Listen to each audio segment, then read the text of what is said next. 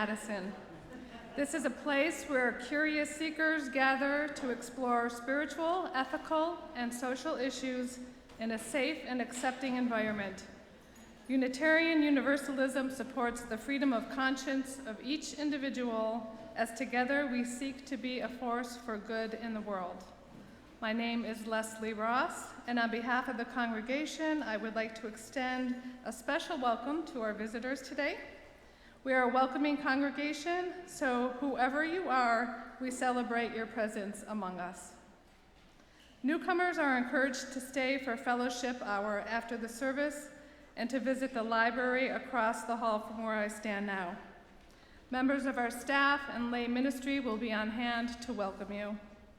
This would be a good time to turn off all electronic devices that might disrupt the service. Experience guides are generally available to give a building tour after each service. So if you would like to learn more about the sustainably designed addition or our national landmark meeting house, please meet near the large glass windows on the left of the auditorium. We welcome children to stay with us during the service. Please remember that it often becomes difficult for those in attendance to hear in this lively acoustic environment, and our child haven over there and the commons out there are excellent places to go when you or your child needs to talk or move around. The service can still be heard in those areas. I'd now like to acknowledge those individuals who help our services to run smoothly. For this service, we have Mark Schultz on sound, Ann Smiley as our lay minister, Janine Nussbaum as our greeter.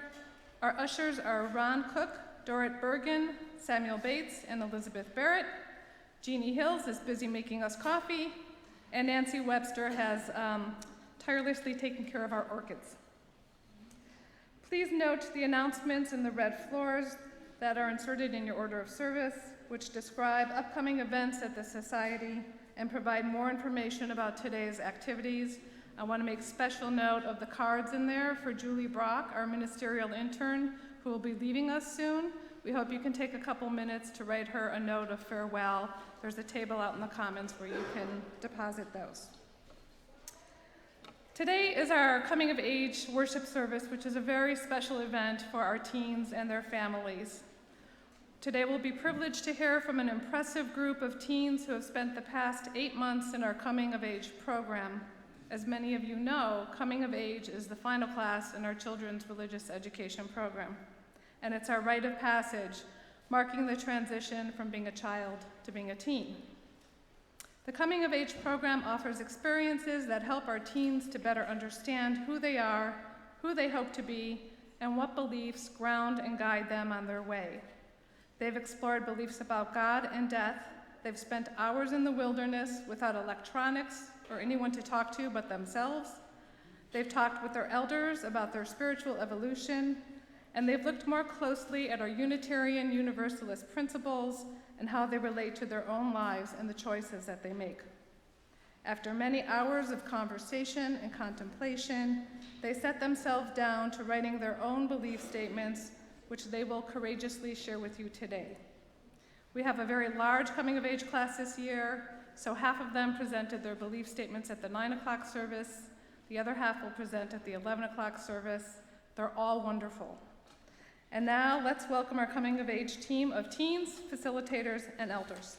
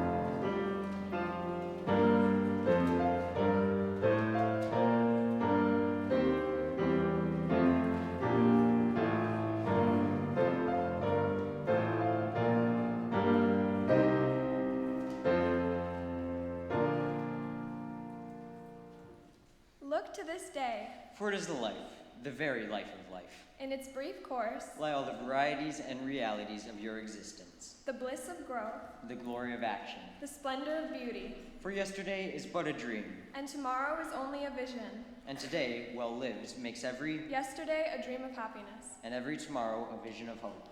Look well, therefore, to this day.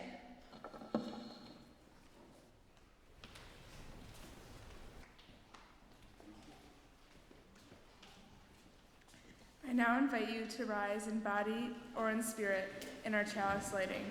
The words are printed in your order of service. This light unites us.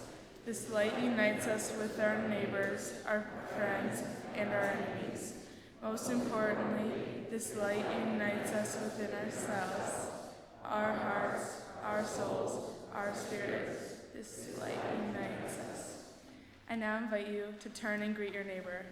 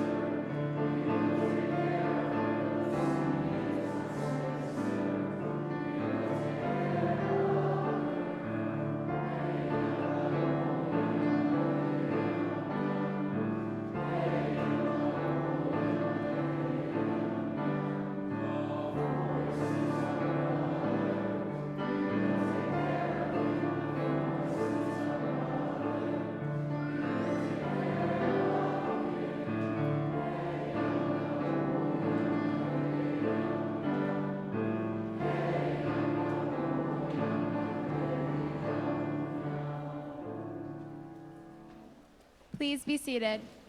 I now invite any children who would like to come forward to our story to come join us up front.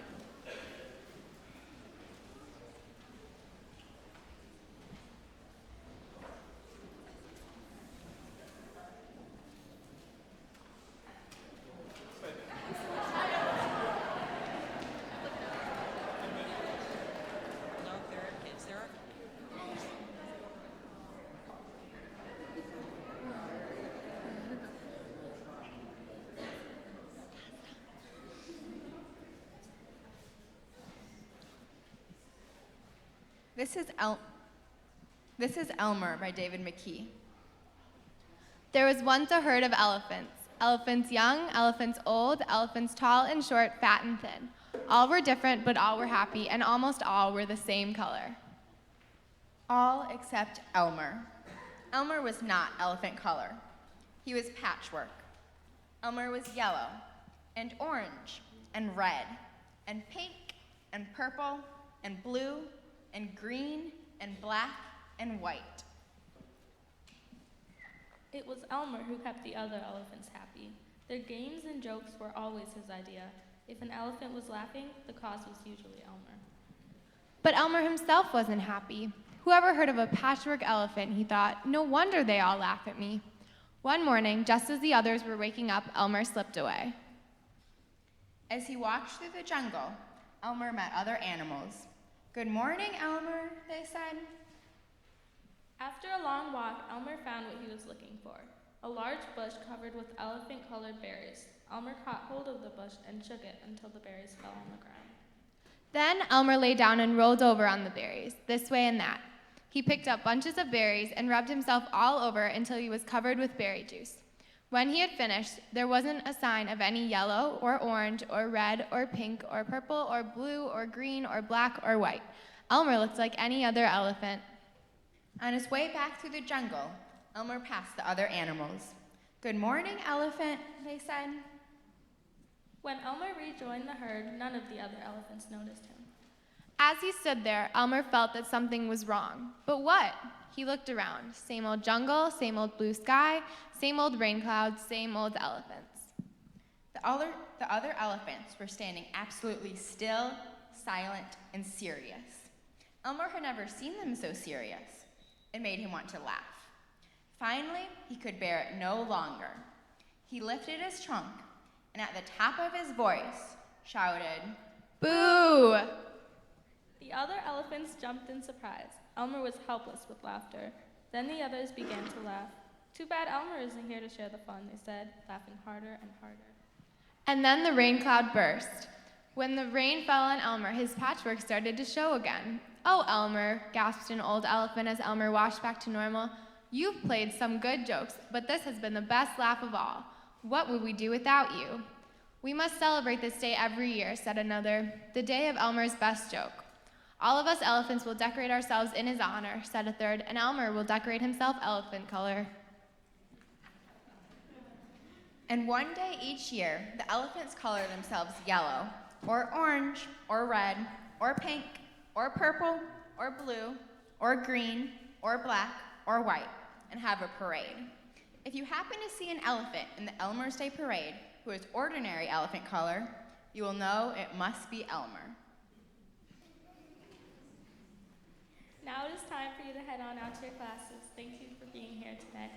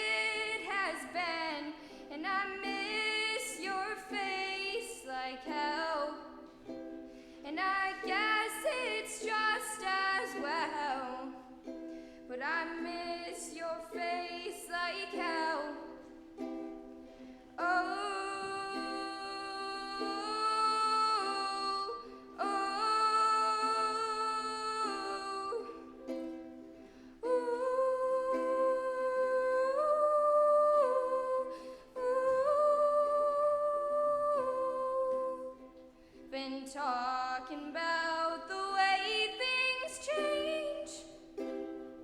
And my family lives in a different state. So if you don't know what to make this, then we will not relate. So if you don't know what to make this, then we will not relate. Rivers and roads, rivers and roads, rivers till I reach you. Rivers and roads, oh rivers and roads, oh rivers till I reach you. Rivers and roads, rivers and roads, rivers till I reach you. Rivers and roads, rivers and roads, rivers till I reach you. Rivers and roads, rivers and roads, rivers till I reach you.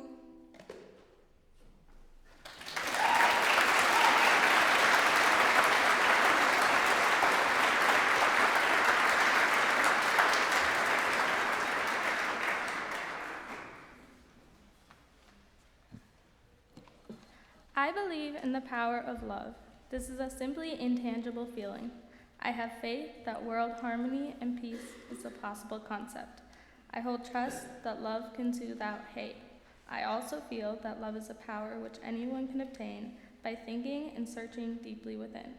The power of love, I believe, is strong. Wholeheartedly, I believe that love is a feeling, an essence which I cannot completely explain. I have always had this vision in my mind since I was very young of the world as a community. In this image, everyone is connected through a big golden glow, radiating from every member of the community. I now think of this as my first feelings of genuine love for all. This is the essence of love that I feel radiating through every being to every being. I hold on to this love as my greatest belief. I have come to believe that after death, one's energy is spread about the earth in the form of memories and feelings. I would not say that I believe in any god or gods, but whatever anyone wants to call it, the simple essence or existence of love is what I hold on to most greatly. Furthermore, I believe that any hate can somehow be driven out with love.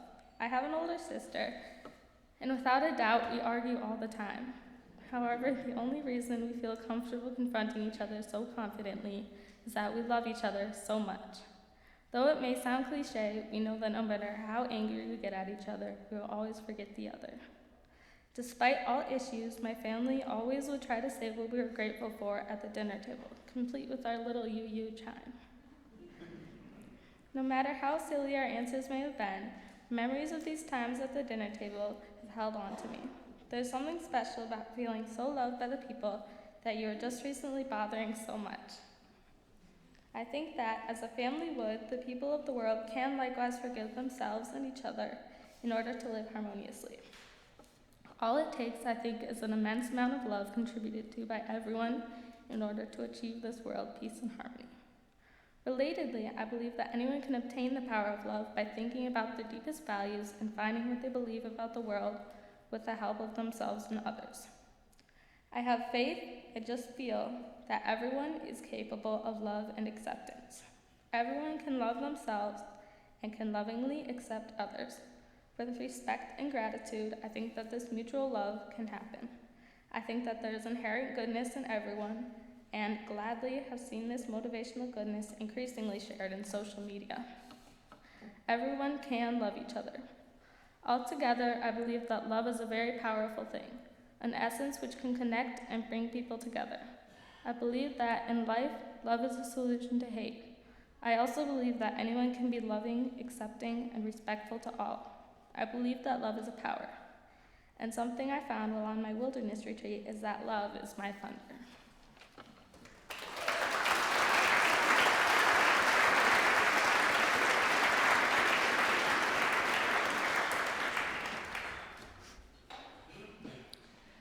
A girl is walking down a path with her parents, holding tight onto their hands. She's happy and skipping and trying to match their large steps with lots of little skips. The path is smooth and the area around them is wooded. She isn't scared of the woods because her parents are by her sides. The sun is starting to set and she isn't quite old enough to understand the beauty of a sunset that her parents marvel at. She starts to wander away from her parents as she hears a faint sound of music from down the path. She follows it. She sits and listens to the music for a long time, years in fact. She listens to the melodies and never tires of the riffs, key changes, and the aesthetic of the woods. Finally, she gets up and looks towards her parents. They smile at her. She turns back towards the direction of the music and takes a step forward. Nothing happens. She takes another step. Nothing. She starts to walk at a normal speed, and the music stays the same beautiful sound she's been listening to for years. But this time, it feels different. As she walks forward, she sees a man walking towards her, someone she's never seen before. He has a kind face and a sort of iridescent glow to him. He holds out his hand. She takes it. They walk together in silence for a little, taking in the music. Finally, he turns to her. "Hello," he says. She nods her head, not knowing what to say. He talks about the music and the nature. She has words in her head but can't say them. He finally turns to her and looks her in the eyes. She looks away. He's vanished by the time she looks back. Her time with him was brief and she doesn't know what to make of it. But she continues to walk, feeling a bit caught off guard. She wonders if she'll ever see him again and sort of hopes she does. To her surprise, he's walking towards her again. He tells her, "I come to all who want to find me." She's finally able to talk to him. She says to him, "Why am I here?" He chuckles. "You're here for so many reasons. You're here to love everyone, you're here to make people laugh, you're here to make music, and you're here to find yourself." She bows her head in response to him. They walk together in silence for a little, until she takes one step too far to the left and trips. She sees her hands are scratched and bloody. She looks at the man with longing eyes and asks him why. He looks at her with no expression on his face. With his inability to answer her question, she takes off running. She reaches the end of the path and there's a big hill. She walks up it and runs down the other side to find a stage with one stool and a guitar. She walks to the stage and picks up the guitar. She plays effortlessly and smiles. Her hands don't hurt anymore. And although she has met the man, walked with him, and talked with him, she doesn't know what to make of her time with him. He couldn't answer her questions in full. He stands at the back of the theater, smiling at her with a flower in his hands. She finishes playing the guitar and walks to the man. She doesn't accept his hand when he holds it out to her, yet he takes the flower and puts it in her hair. With the flower in her hair and the guitar in her hand, she runs back down the path. She reaches her parents and sits down in between them, and she looks at the sunset. She smiles, then picks up the guitar and plays for a while.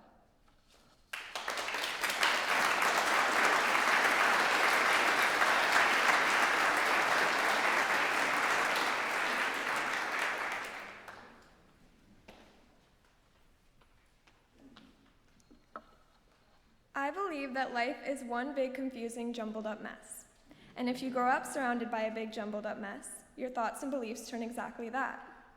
I thought that by sitting out in the woods for 6 hours alone with a paper and pencil, maybe the jumbleness would quiet down and my beliefs would align, but even that belief was a mess. Why is it that my beliefs are constantly changing? Why is it that Santa Claus seemed so believable when I was 5 years old, but now the idea of a big, white-bearded man tumbling through my chimney seems so far-fetched? And how can you believe so passionately that you don't have as much potential as others, but finally discover that your own beauty is not dependent on those around you?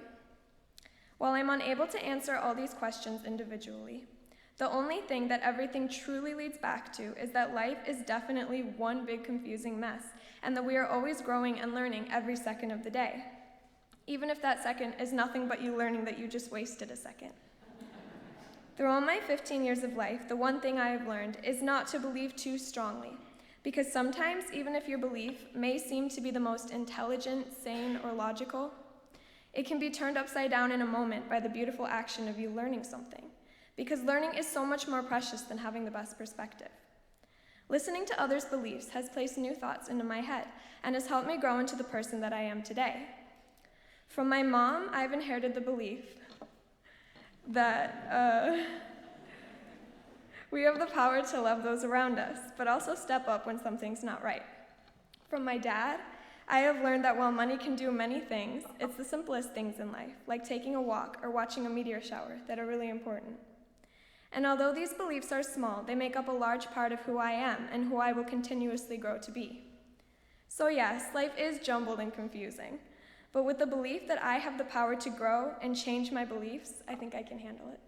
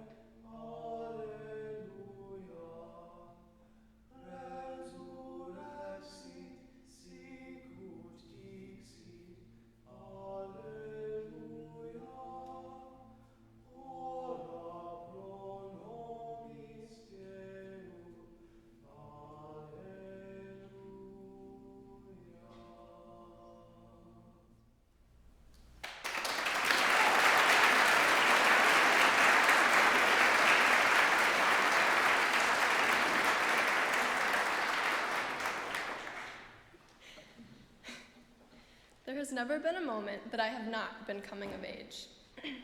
I have been growing both physically and mentally since the day my bright and beaming family welcomed me into this beautiful world. My core beliefs have been forming and solidifying over the past several years. I know that my beliefs may change greatly in the coming years, but I am certain that many of the beliefs I have today will always be important and true to my heart.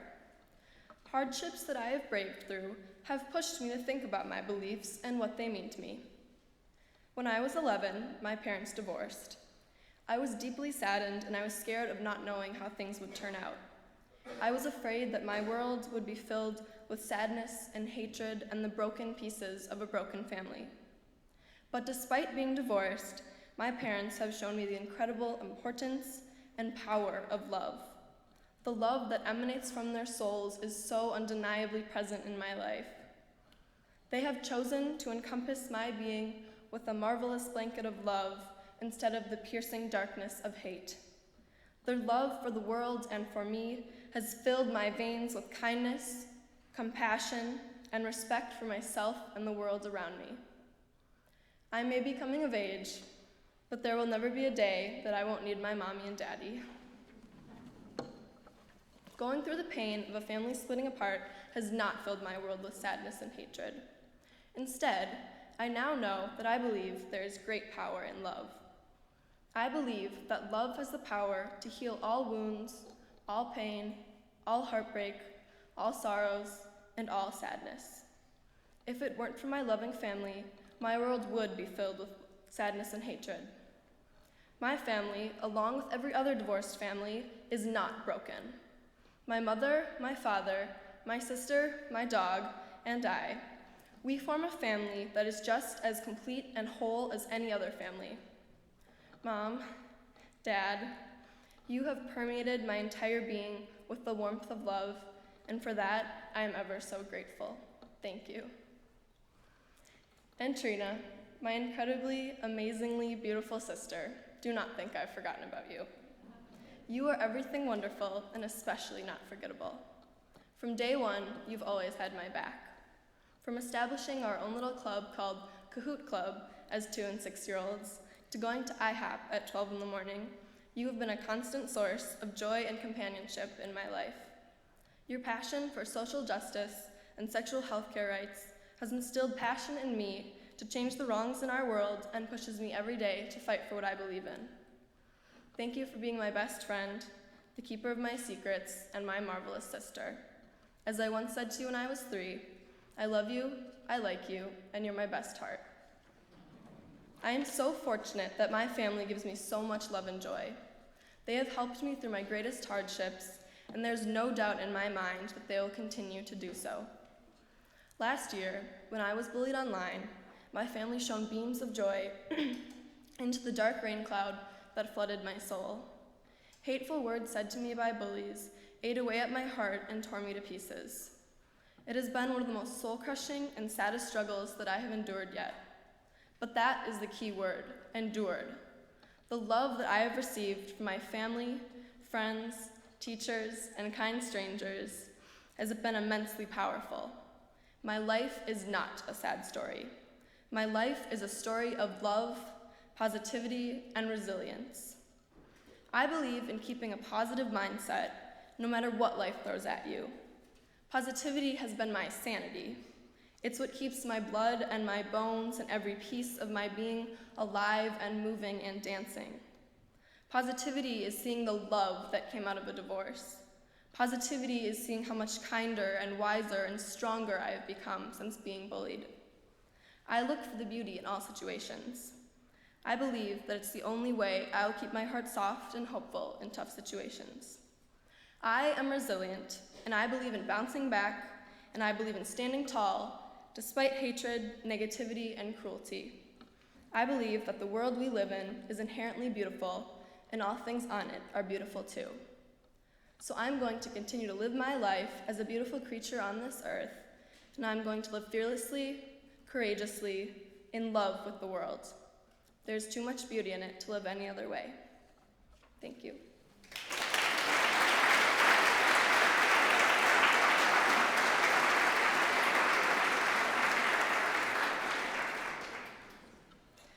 I believe in the importance of our choices. Our choices are what determine who we are and who we become. I choose to believe this because, while it comes with pressure, it also gives me a sense of control and responsibility. We are in charge of who we become. Some people believe in a higher power determining their lives for them.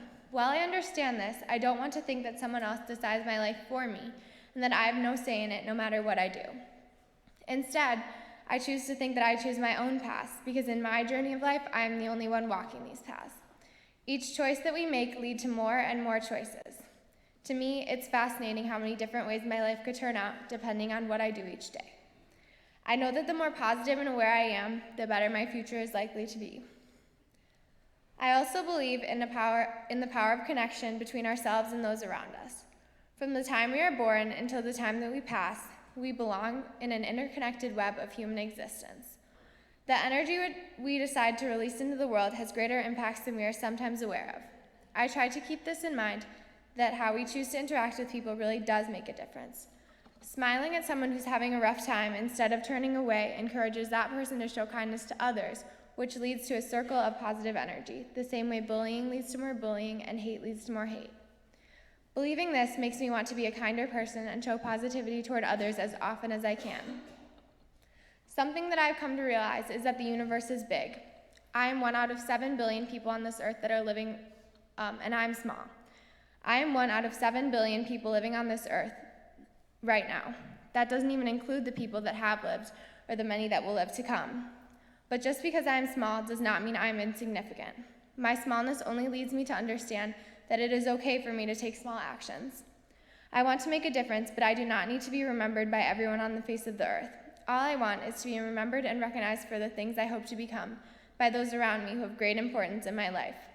I want to help people by bringing hope and happiness into their lives any way that I can, big or small. I'm still trying to figure out who I am and what I believe, but I know that these beliefs will always stay constant as I grow into the person I'll become.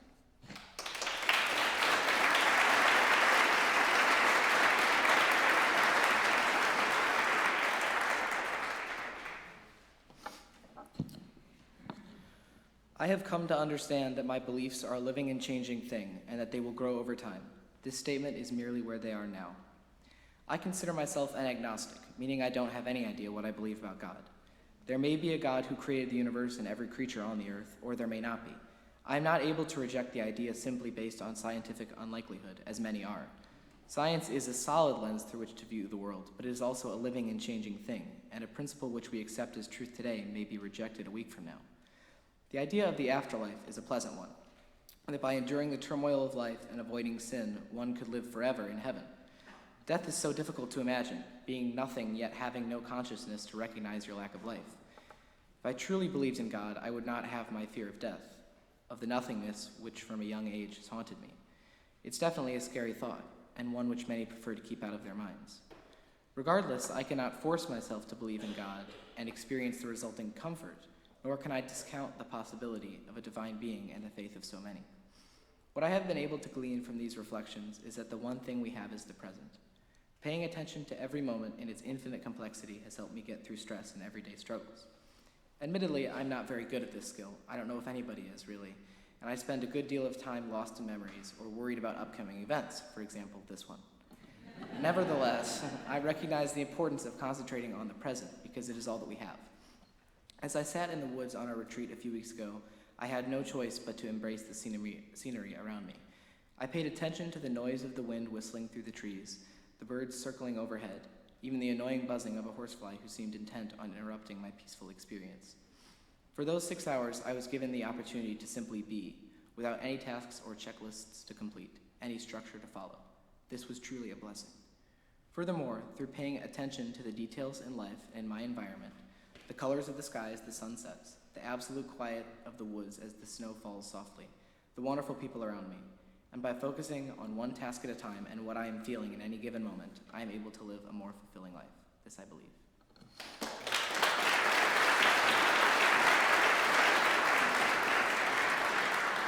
I now invite you into the giving and receiving of today's offering, which is dedicated to the ongoing Coming of Age program. Your generous gifts assist in our retreats and programming. Thank you.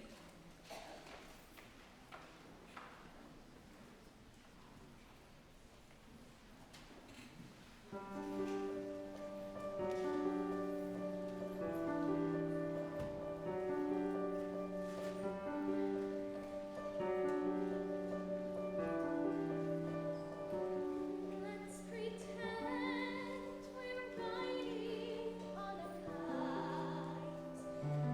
Let's imagine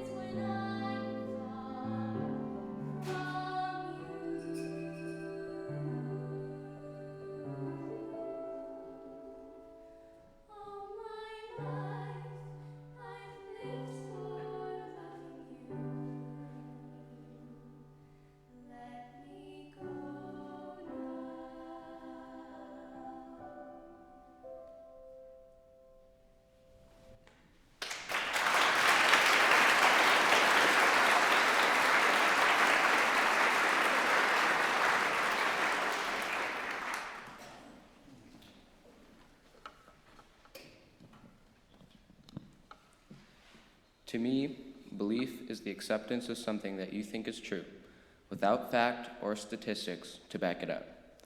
Throughout the last couple of years, I have believed in a lot of things. Each of the classes that I have taken at FUS have helped to make me the person that I am now. I hear all kinds of different stories, religions, and beliefs, and they all contribute to what I believe. Something that I always think about is the difference between what you believe and other emotions that might affect you in the same types of way. Sometimes those other feelings are hard to understand or figure out. They also might differ in the sense that you might believe one thing, hope another, and have faith in something completely different. For example, I believe that after death, your body gets recycled to the environment. Now that's much different from what I hope will happen after you die. I hope that after you die, your body and or soul get reborn or move on to another realm, world, or life. Finally, what I have faith in. I have faith that whoever or whatever is watching over us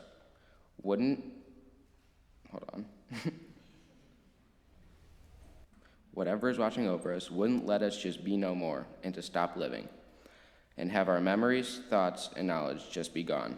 This to me has always been a pretty scary topic, as I assume it is for many others.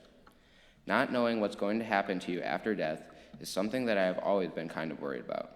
This contributes to my beliefs as a whole. I often think, should I believe in something like God in order for me to get to this place that people call heaven? This talk of God and who has created the world that we know and love today is also a very confusing topic to me. Everything I have learned as a child through school and through my experiences just point to science. Science has so many answers from where each of us came from and how it all started, and makes most of the religions that I hear about seem pretty unrealistic. Even though they may seem unrealistic, by no means am I going to count them out. There are so many things that we don't know as a human race that I feel could be explained by some sort of God. Because I am still transitioning into an adult, my beliefs will surely change in coming years.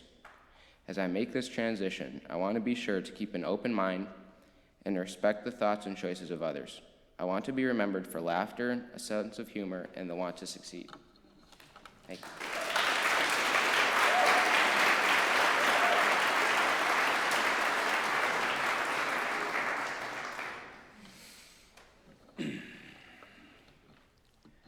I do not believe in God. At least, not in the sense that most religions do. Most people who believe in God will say they believe in an omnipotent, all-encompassing being, one that created this world and all of its creatures, and one that is absolutely necessary to this world continuing to function. I do not believe in that sort of a world. My world does not need a God to function. It is simply run by human nature. Now, this is not to say that I strictly do not believe in a God. I do believe in Darwin's theories of evolution and the Big Bang, and as well as survival of the fittest, but as far as I can see, none of that actually conflicts with the idea of a God. It conflicts with the book of Genesis, for sure, but the rest of most religious texts can still exist side by side with accepted science. I mean, what scientist could say to me and prove that a God did not cause the Big Bang? None of them, because we can't see to what existed before it. And what religious leader could prove to me that their creation story is correct? None of them could, because no one experienced that moment. Through talking both to my parents and some of my more religiously educated friends, I have learned that many people come to the same conclusion that I have, that God may exist, or he or she may not. But there is no current evidence, nor do I think there ever will be, that a God did not create the universe. There are simply differing ideas on how and why said creation may have occurred. And I see no reason why those ideas cannot coexist. This possibility of a God brings me to my second belief. Some may argue the point that if there is not a God to keep human in lines, then what is there to prevent the evils of mankind from destroying the world? The simple answer to that is us, mankind. Humans are responsible for protecting ourselves from our own downfalls, and we do this through one simple action: reciprocating treatment. by doing to others or acting towards them as they have acted towards us. This basic principle is expressed in almost every religion around the world as the golden rule. The exact words change from religion to religion, but the principle is the same. However, I believe that not only should you follow this rule, but that it itself is deeply ingrained within human instinct. Like the Buddhist and Hindu idea of karma, this means that what you do now will determine what happens to you in life later. Now, karma is often driven by a universal force, a form of God, while I believe that that force is not necessary. I believe that you should treat others as you want to be treated because eventually that person you treated badly, whether it was a kid you tripped in school or someone you cheated out of a job, they're going to get back at you. The system of karma that I believe in is not driven by some universal force or omnipotent being. It's driven by humans and an ingrained need to keep the world good. So, in short, I believe in a world in which a God could exist, but does not necessarily need to in order for the world to function. I do not need to know how the world was created, because I know that it was. I do not need a God to satisfy my version of reality. I simply need to know that whatever I do to others will eventually come back to me. So I don't argue with people about God or creation stories or religions, because what matters is the people around you and how you treat them, because that will be how they treat you.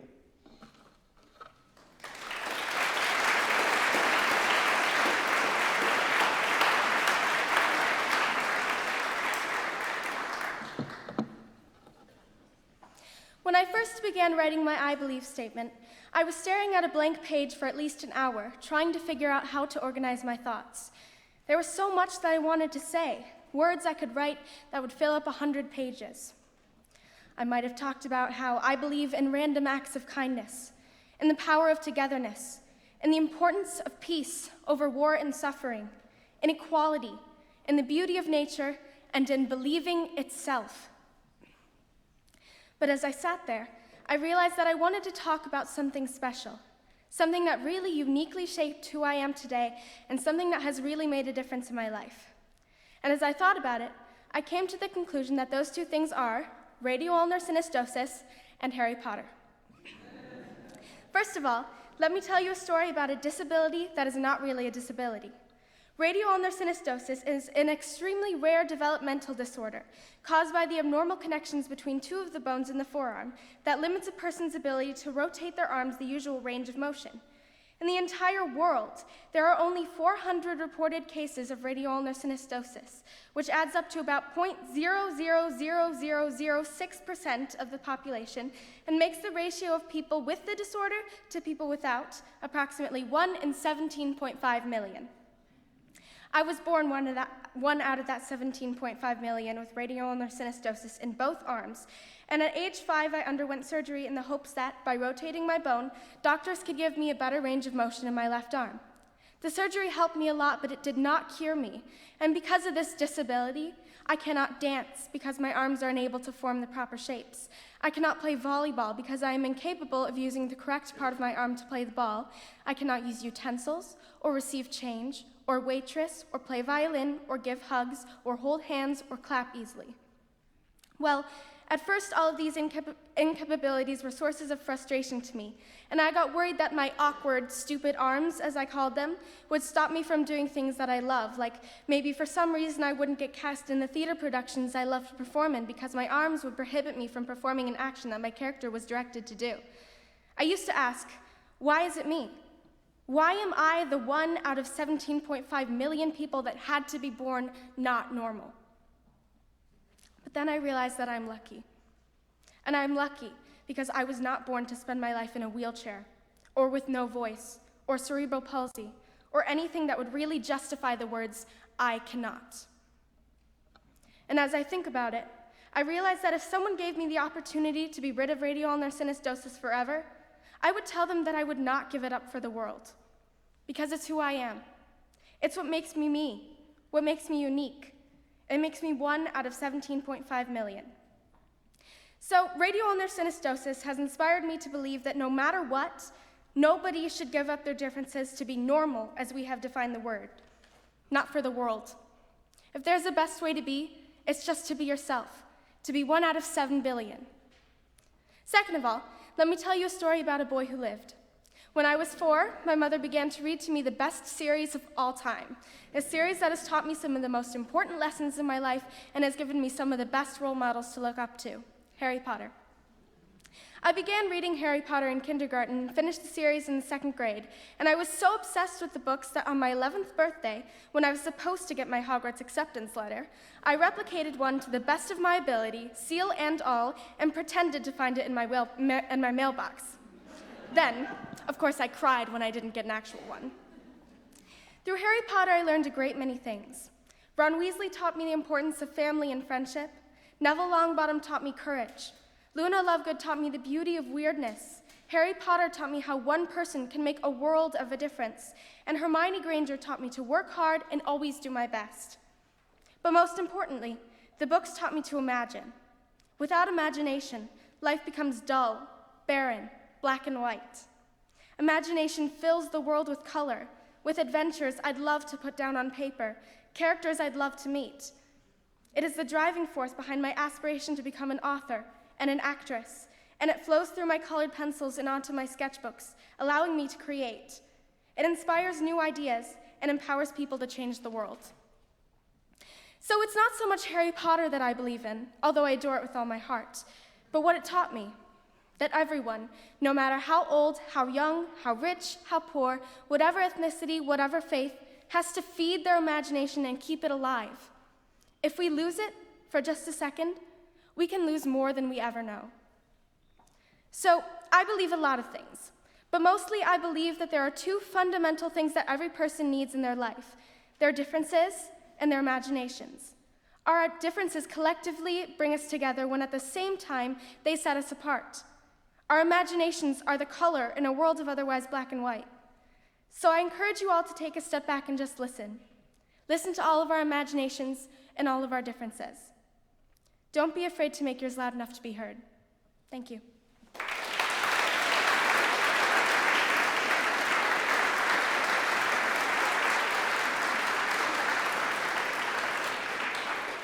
I now invite you to rise in body and spirit for our next hymn, number 1064.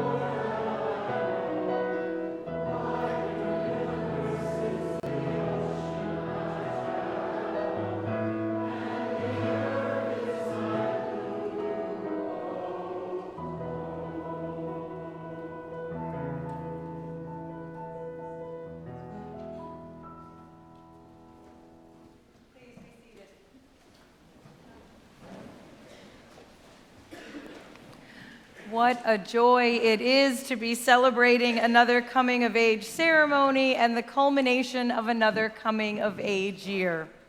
This is truly a moment to stop and give gratitude for our youth, for the gift of their insights and their wisdom, and to recognize that although their classroom learning at First Unitarian Society may be over, their journey of lifelong learning on their own has just begun. Throughout this year, our youth have begun in earnest to study themselves, to get to know themselves, examining their beliefs and values, ideals and aspirations. With their belief statements, our youth have given us just a glimpse of where this process has led them thus far, and we would pause for a moment here to thank those who've walked with them on this journey. We'll begin with those in our community who have served as the adult facilitators for coming of age, who have given these youth direction, insight, wisdom, and guidance throughout the past year. Their call was a mighty and challenging one, and throughout, they brought patience, good humor, much love, and compassion. Our adult facilitators are Rudy Moore, Sandy Pomponio, Jay Ranney, Shannon Stewart, and Josh Woolfolk, who is not able to be with us this morning, but is here with us in spirit. And if you will help me thank our facilitators.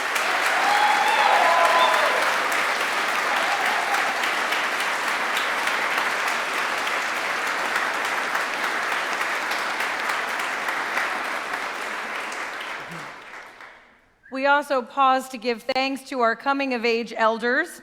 Each youth is matched with an elder from the congregation, a person who is chosen because they embody the thoughtfulness, kindness, commitment that we hope to encourage in our youth.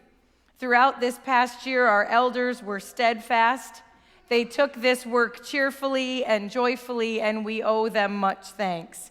We honor them now by asking that they each stand as their names are called. Chris Carusi, Greg Gordon, Elaine Lohr, Sandy Plish, Ann Schaefer, Mark Schultz, Paul Stang, Kim Steggy, and Eric Sundquist.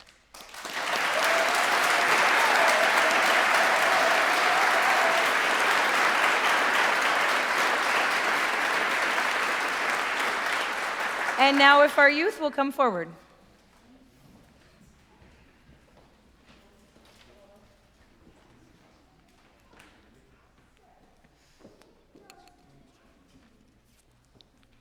All of you for taking the time and making the effort to be with us this morning for this very, very special celebration.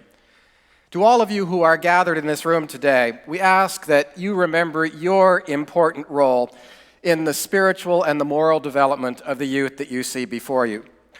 Where they journey from here is not entirely up to them. It is, of course, up to us as well. And we must remember that the deepening of their experience in our faith tradition, Unitarian Universalism, is not the responsibility of their advisors, of their parents alone. Helping them to blossom as loving and conscientious human beings, that is a responsibility that we all share. And now that these youth have completed their coming of age year, that responsibility becomes for us even more relevant and more immediate. For these young men and women, you can serve as an example and as an inspiration of how people live out, not just on Sundays, but every day of the week, their spiritual and ethical values. Through you, they can observe Unitarian Universalism faith in action. And there can be no greater, no more effective teaching than our good example to them. And so we ask now, will you continue to encourage their spiritual growth, the spiritual growth of the youth you see before you? Will you value their insights, their emerging convictions, recognizing the gifts and the talents that they bring to this, our community, as well as the enthusiasm and the hope that they bring to the larger world? And if so, please say we will. And now to our youth, to all of you. We recognize today the work you have done during this past year, and we are grateful for the gifts and the talents that you have brought to us. Will you continue this journey that you have begun to grow as an individual, expressing your beliefs, growing in faith, and continuing to question and explore? If so, please say, "We will." We will. And would the parents of our coming-of-age youth please rise? My friends, you, beyond everyone else, have been witnesses to the maturing and the unfolding of your child from the day of their birth until this very moment. In the beginning of this coming-of-age year, we asked for your permission for your child to come of age through this program. And we ask you now to continue to open your hearts in order to receive your child back into your family for all that they have become during the course of this year. Do you promise now to continue your journey together with respect, patience, guidance, and unconditional love? And if so, please say, "We will." Please be seated. At the dedication of a child, we give to each a rosebud, fragrant symbol of beauty, promise, and love. The rose we give then has no thorns, symbolizing the better world we would like to give to our children. We hope that these children whom we have dedicated will learn to recognize the beauty and the goodness that exists in our world, and that they will grow in wisdom and compassion, adding their own beauty. Today, we give to each of these young people a rose in full bloom, symbolizing the beauty and the gifts that they already give to our world and the natural beauty found in each one of them. Yet this time, the thorns are still intact.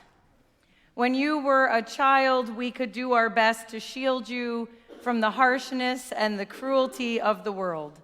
But now, as a youth, we can no longer protect you from all that you encounter, both the beauty and the brutality. But no matter where you may go and how far you may travel, you will always be with us in spirit, and we will always be sending blessings your way. So accept these roses, knowing that there are harsh realities in this world, but there is much beauty as well. May you choose to see the beauty. And now, as we did when you were young, we ask that you be granted clarity of thought, integrity of speech, and a compassionate heart.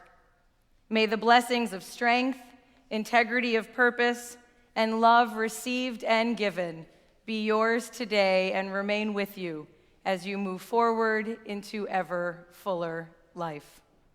And if you all will join me in congratulating our youth.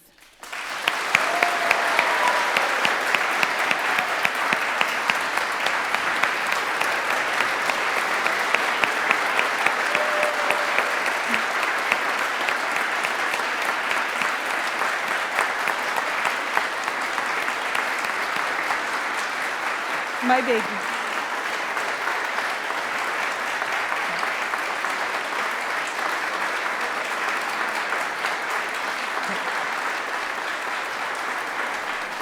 Before we join in our closing hymn, I just have to say it's a little bit of a moment for me as well.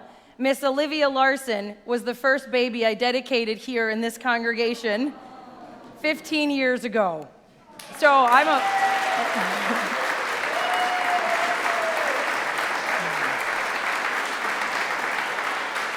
one of the blessings of sticking around.